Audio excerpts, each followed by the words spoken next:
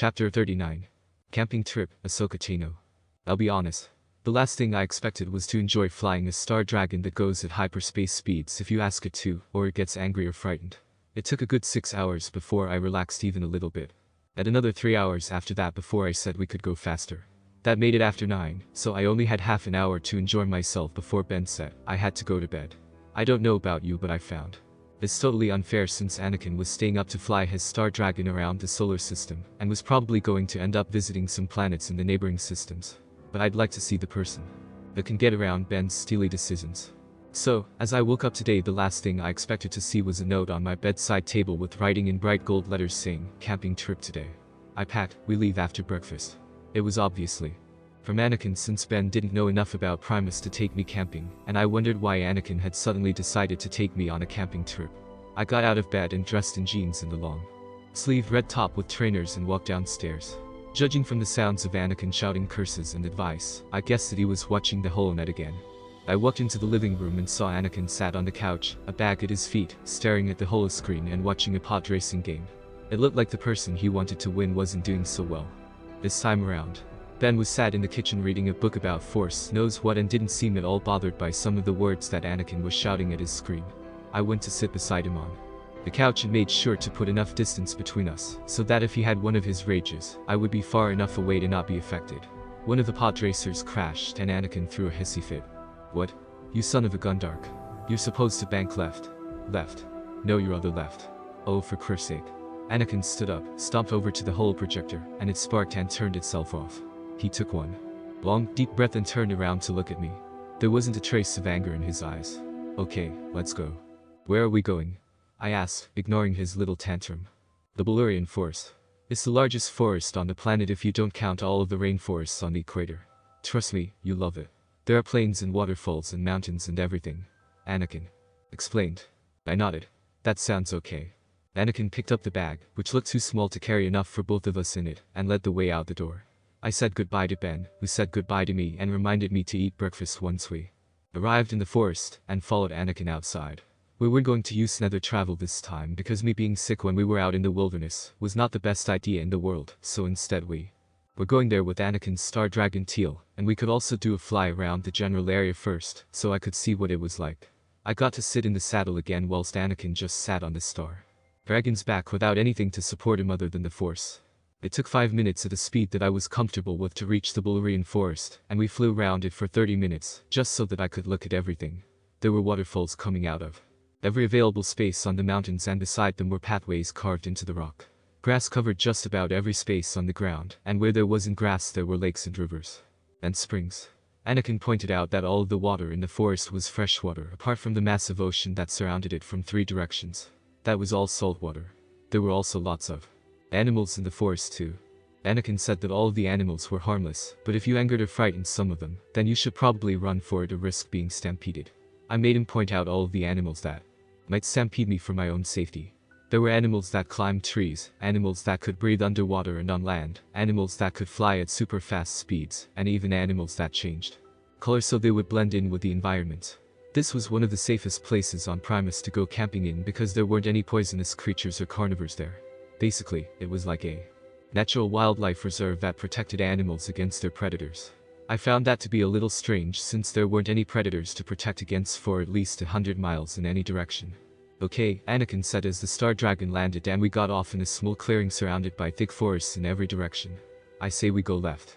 What do you think, Snips?" I looked around. There really wasn't any difference that I could see between the forest to my right and the forest to my left. "You're the one who planned the trip," I reminded him. "You decide." "Left it is then," Anakin decided, shouldering the bag that he'd brought. We walked through the largest forest I'd ever been in and jumped over fallen trees, bits of rock, streams and springs, and even a funny-looking animal with 2 heads that shot sparks from its mouth. The animals didn't seem all that safe to me after I got an electric shock that made my leku stand on end. Eventually, we came to a valley that was full of waterfalls, multicolored flying insects and a lava fall hot enough to singe my clothes from a distance. All in all, it was your typical Force wielder camping location. Beautiful and fun yet insanely dangerous and best left for the more skilled immortal being. I am sorry to say that the most skilled immortal being in the galaxy is Anakin. Anakin threw the bag down on a small piece of flat land that was floating in the water, and a tent appeared in its place. I was fairly certain that seeing a bag transform into a tent wouldn't be the only strange thing I was going to see on this trip. Well, stranger than I'd already seen. That lava fall was still giving me the creeps. Without a word, Anakin hopped over the water that surrounded the tent and ducked inside. And out of sight. I took a cautious glance at the still water in the river, just in case it turned out to be invested with laser-eyed fish that only needed to think about their next meal to kill me, and jumped across it to the tent. When I ducked inside, I knew that I had way more stuff to learn than I'd first guessed. You can probably guess that it wasn't a silk-walled, dirt-covered, translucent mess on the inside, like it is with most tents when they are first set up. No, it was about 100 times better. The floor was the same kind of super soft carpet that it was in Anakin's house, and the ceiling was actually a ceiling with lights on it and everything. The walls were still like the walls of a tent, only they were covered in gadgets and gizmos that looked like they were super high-tech and covered the entire wall. If I had to guess anything, I would have said that this was where Anakin came to get away from it all and build his droids. It seemed like a good guess considering how many droid parts there were strewn across one side of the tent. Okay, Snips, Anakin said as he threw the same bag that had just turned into the tent onto the air. I guess you know that there was a reason for such a short-notice camping trip. I tore my eyes away from the bag that shouldn't have been inside the very thing it had just turned into to look at him. I figured there was something you had in mind, I said with a shrug of my shoulders. But it's kind of hard to tell with you. Anakin inclined his head in an understanding manner. True, he agreed. Okay, the reason I brought you out here. You've probably been told 1,000 times by just about every Jedi who has passed their trials that there are certain tests you need to pass in order to achieve mastery of the Force. I nodded slowly. Every day since I was brought to the temple. Well, the same goes for Force wielders too.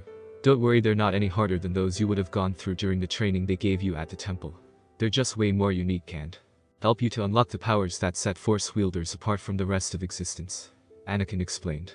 Oh, and they also consist of you going into an alternate reality that your guardian, parent or mentor has created so that the Force can give you a challenge. Alternate reality. Like in a dream, Anakin said.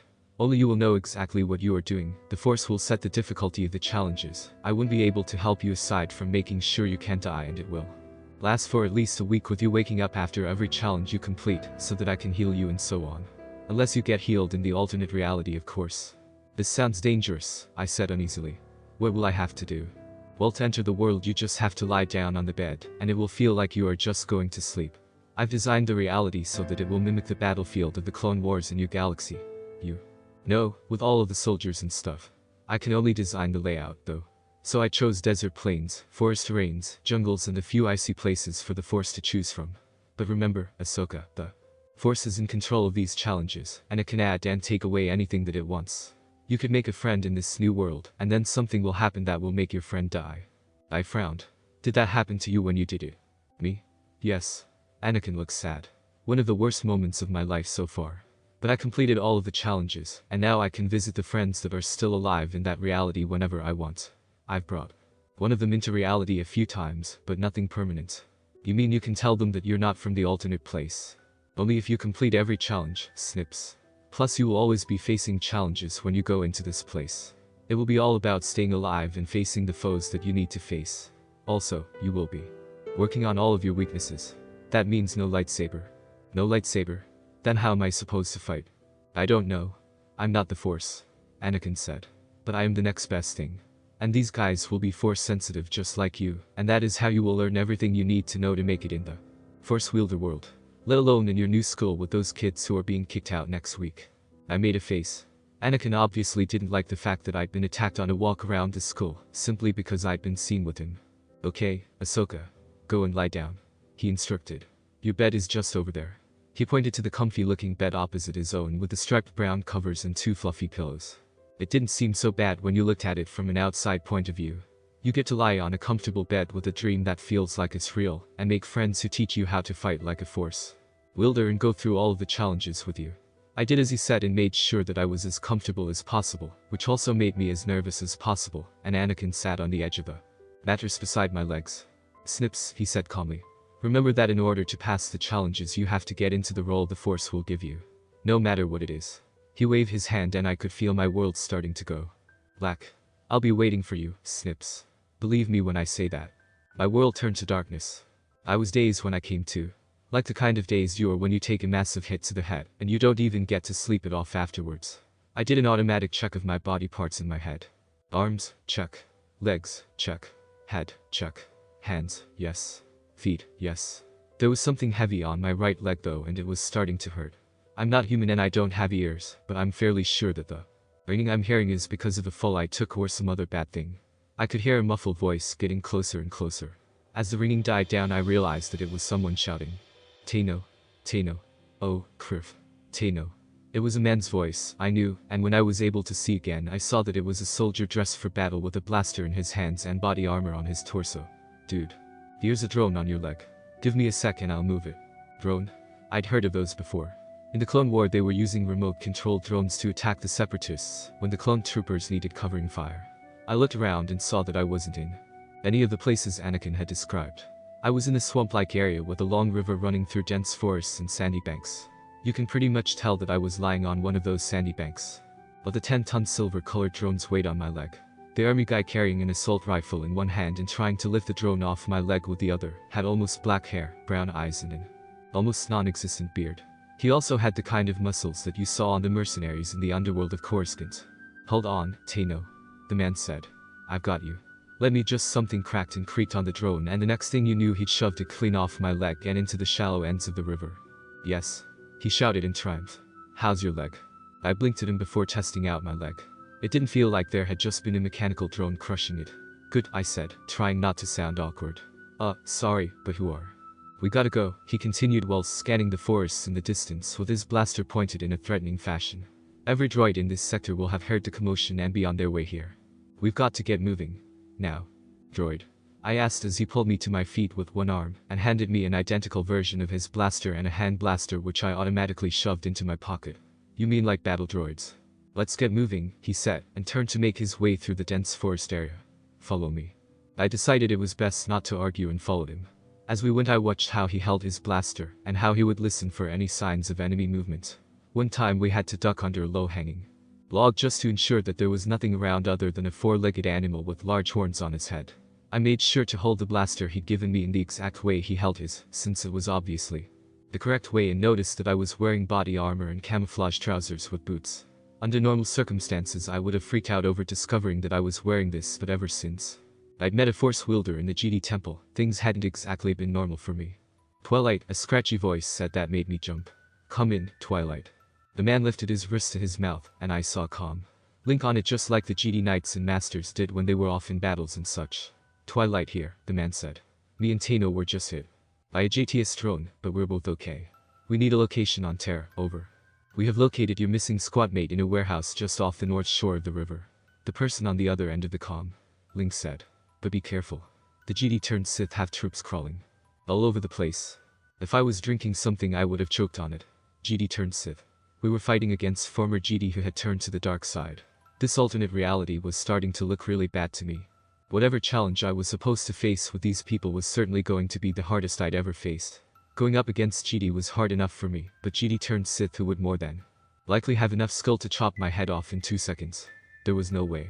No way at all. The man, Twilight I assumed was his codename, ducked down into a bush and gestured for me to do the same. When I got down he went prone and aimed his blaster at something. Enemy patrol at 12 o'clock. He warned. On you go, Tano. Take the 2 on the right and make it snappy. I crawled forwards in a prone position and froze at the patrol that I saw. There weren't droids. There were Jedi that I knew and younglings that I had trained with before, only older and way more sinister. Their faces were hollow and their eyes were amber. There were 4 of them in a patrol with Ock dogs alongside them. Red lightsabers were ignited and hung loosely at their sides with sparks of lightning occasionally appearing in their free hands. They appeared to be talking about someone that they had tortured just last night, and for some unknown reason it made me angry. The person they had been torturing was known as Ter, the missing member of my squad. This whole alternate reality thing had even implanted feelings in my head. Aiming down my sights, I waited until the 2 closest to me had lined up and shot once. The blaster bolt went clean through both of their heads and they dropped dead to the floor, startling the rest of their patrol.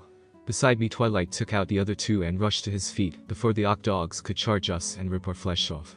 Whoa, boys. He said, holding up his heads in a calming gesture at the 2 creatures who were currently snarling at him. Hey, it's okay. We're your handlers now. I thought that was the stupidest thing a person could say to 2 very angry Ock dogs who had just watched their owners die, but then I saw their eyes go cloudy for a moment and they stopped growling at us. I blinked a few times. What? I had to ask in surprise and disbelief. Animal friendship, Tano. Twilight said. Did you forget the name for the technique of controlling animals already? I paused for a moment. No, sir. Well, why don't you try it then? He asked, and even I could see where this was going. Try on the other Octog. Other? I trailed off when I saw that only one of the Octogs had stopped growling. Oh, that one. Sighing, I closed my eyes and stretched out my senses through the Force to try and connect with the Octog. At first I thought it would be easy. I'm a Force wielder now, and I'm also immortal and way more powerful than any Jedi or Sith. How could I not do this?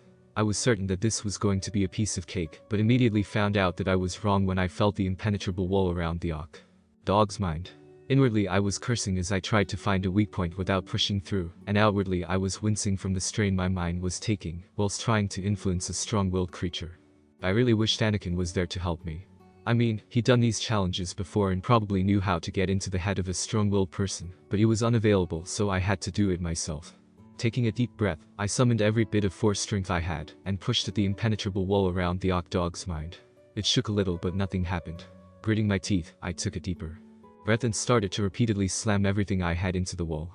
It shook and shook and shook, but didn't start to crumble until the 6th or 7th time I slammed into it.